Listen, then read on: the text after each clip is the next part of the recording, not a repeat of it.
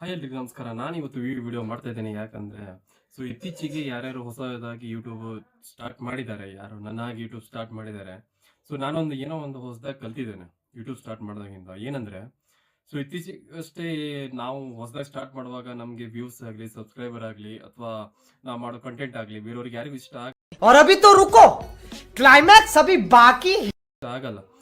ಇಲ್ಲಿ ಏನಂದ್ರೆ ನಮ್ಗೆ ಇಷ್ಟ, ನಾವು ಅನ್ಕೊಂಡಿದ್ದೇವೆ ನಾವು ಮಾಡ್ತಿರೋ ಕಂಟೆಂಟು ರೈಟು ಅಥವಾ ನಮ್ಗೆ ವ್ಯೂಸ್ ಬರುತ್ತೆ ಅಂತ. ಇದಾದ್ಮೇಲೂ ಬಂದಿಲ್ಲ ಅಂದ್ರೆ ನಾವೇನೋ ತಪ್ಪು ಮಾಡ್ತಿದ್ದೇವೆ ಅಂತ ಅರ್ಥ. ತಪ್ಪು ಮಾಡ್ತಿದ್ದೀವಿ ಅಂದಮೇಲೆ ನಾವು ಅದನ್ನ ತಿದ್ಕೋಬೇಕು. ಅದನ್ನ ಬಿಟ್ಟು ನಾವೇನು ಮಾಡ್ತಿದ್ದೇವೆ, ಇನ್ನೊಂದು ದಾರಿ ಹುಡುಕ್ತಿದ್ದೇವೆ. ಇವಾಗ ನಾನು ಸುಮಾರಷ್ಟು ಯೂಟ್ಯೂಬರ್ಸ್ಗಳಿಗೆಲ್ಲ ನೋಡಿದ್ದೇನೆ. ಇವಾಗ ಹೊಸದಾಗಿ ಯಾರು ಸ್ಟಾರ್ಟ್ ಮಾಡ್ತಿದಾರಲ್ವಾ, ಟೈಮ್ ತಗೊಳ್ಳಿ. ಒಂದಿನ, 2 ದಿನ, 1 ತಿಂಗಳ, 3 ತಿಂಗಳ, 1 ವರ್ಷ ಆಗ್ಬೋದು, 2 ವರ್ಷ ಆಗ್ಬೋದು. ಸುಮಾರಷ್ಟು ಜನರು ನಮ್ಮ ಹತ್ರ ಎಕ್ಸಾಂಪಲ್ಸ್ ಇದೆ.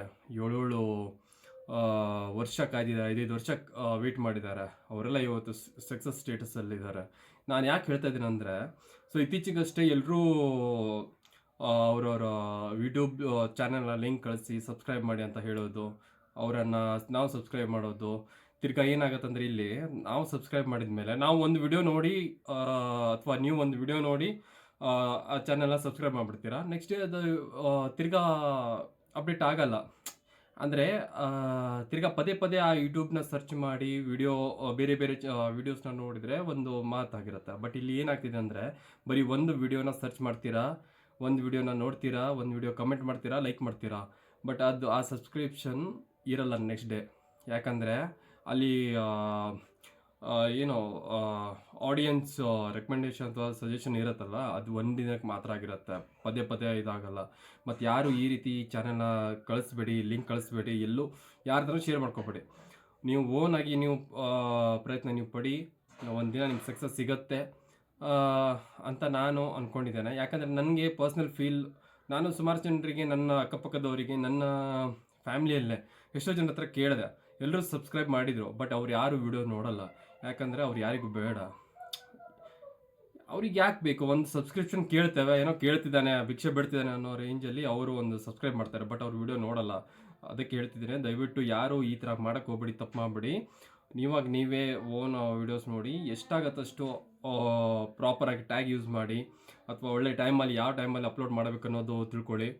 ಆಮೇಲೆ ಏನು ಕಂಟೆಂಟ್ ಕೊಡಬೇಕು ಆಡಿಯನ್ಸಿಗೆ, ಯಾವತ್ತು ನಮ್ಮ ವಿಡಿಯೋ ಜೊತೆ ಎಂಗೇಜ್ ಆಗಬೇಕಂದ್ರೆ ಆ ಥರ ಒಂದು ಯೋಚನೆ ಮಾಡಿ, ಡಿಫ್ರೆಂಟಾಗಿ ಒಂದು ಯೋಚನೆ ಮಾಡಿ, ಆಮೇಲೆ ನಿಮ್ಮ ಒಂದು ಆಡಿಯನ್ಸ್ ಕಮೆಂಟ್ ಅಥವಾ ಏನೋ ಒಂದು ಮಾಡ್ತಾರಲ್ಲ, ಅದ್ರ ಮೇಲೆ ಗೊತ್ತಾಗುತ್ತೆ ಅವ್ರಿಗೆ ಯಾವ ರೀತಿ ನಿಮ್ಮ ಕಡೆಯಿಂದ ಏನು ಎಕ್ಸ್ಪೆಕ್ಟೇಷನ್ ಮಾಡ್ತಿದ್ದಾರೆ ಅನ್ನೋ ಒಂದು ಐಡಿಯಾ ಸಿಗತ್ತೆ.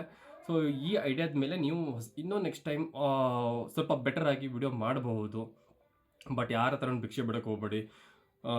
ವಾಚ್ ಟೈಮ್ ಇನ್ಕ್ರೀಸ್ ಮಾಡೋದಾಗಲಿ, ಅಥವಾ ಸಬ್ಸ್ಕ್ರಿಪ್ಷನ್ ಕೇಳೋದಾಗಲಿ, ಇವೆಲ್ಲ ಮಾಡೋದ್ರಿಂದ ಏನಾಗುತ್ತೆ ಅಂದರೆ, ಒಂದು 2 days 1 month 2 ಮಂತಲ್ಲಿ ನಿಮಗೆ ಒಂದು 1000 ಸಬ್ಸ್ಕ್ರಿಪ್ಷನ್ನು ಅಥವಾ 4000 ವಾಚ್ ಟೈಮ್ ಆಗಿಬಿಡ್ಬೋದು.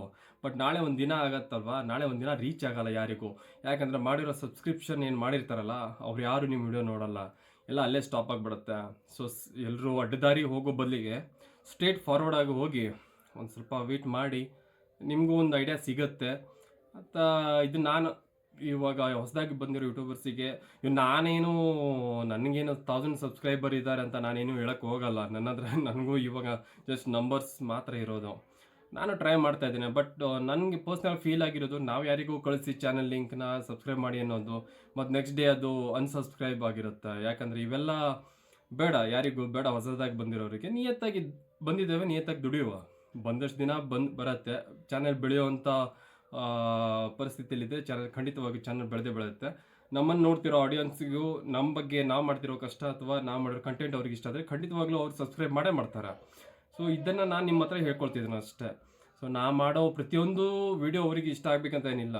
ಮಾಡೋದ್ರಲ್ಲಿ ಯಾವ್ದಾದ್ರು ಒಂದದು ಇಷ್ಟ ಆದರೆ ಸಾಕು. ಆ ಒಂದು ವಿಡಿಯೋದಿಂದ ನೋಡಿ ನಮ್ಮ ಚಾನಲ್ಗೆ ಸಬ್ಸ್ಕ್ರೈಬ್ ಮಾಡಿದರೆ ನಮ್ಗೆ ಅದಷ್ಟೇ ಸಾಕು. ಇದನ್ನು ನಾನು ಹೇಳ್ತಾ ಇದ್ದೇನೆ ಎಲ್ರಿಗೂ. ಯಾರೂ ತಲೆ ಕೆಡಿಸ್ಕೋಬೇಡಿ, ಯಾರೂ ಸಬ್ಸ್ಕ್ರೈಬ್ ಮಾಡ್ತಿಲ್ಲ, ಯಾವ ವ್ಯೂಸ್ ಬರ್ತಿಲ್ಲ ಅಂತ. ವೇಟ್ ಮಾಡಿ, ಸರಿಯಾದ ಟೈಮಲ್ಲಿ ಅಪ್ಲೋಡ್ ಮಾಡಿ, ಸರಿಯಾದ ಹ್ಯಾಶ್ಟ್ಯಾಗ್ ಯೂಸ್ ಮಾಡಿ. ಇದು ಒಂದೇ ನಾನು ಹೇಳಬೇಕಾಗಿತ್ತು ಈ ವಿಡಿಯೋದಲ್ಲಿ. ಯಾಕಂದರೆ ಪರ್ಸ್ನಲ್ ಆಗಿ ನಾನು ತುಂಬ ಅನುಭವಿಸಿದ್ದೇನೆ. ಇವಾಗ ಸದ್ಯಕ್ಕೆ ಗೊತ್ತಾಗ್ತಿದೆ. ಎಷ್ಟೋ ಸಬ್ಸ್ಕ್ರೈಬರ್ ಇದ್ದರು, ಅವರೆಲ್ಲ ಅನ್ಸಬ್ಸ್ಕ್ರೈಬ್ ಆಗಿಬಿಟ್ರು.